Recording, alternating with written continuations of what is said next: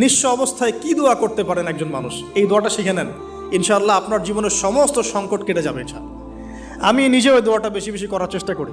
দোয়াটা হচ্ছে, মুসা আলাইহিস সালাম একটা গাছের নিচে হেলান দিয়ে বসলেন, বসে দেখলেন দুইজন মেয়ে দাঁড়িয়ে আছে দূরে, পানি নিতে পারছে না, লোকজন পানি নিয়ে যাচ্ছে, ওরা দাঁড়িয়ে আছে বেচারি।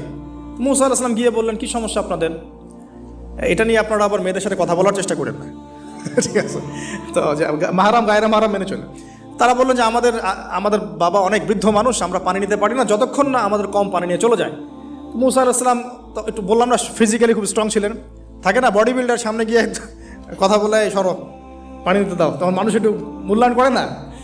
তো মুসা আলাইহিস সালাম এভাবে পানি নিয়ে দিলেন এবং বাছুরদেরকে পানি পান করালেন, করিয়ে গাছের নিচে এসে বসে আছেন।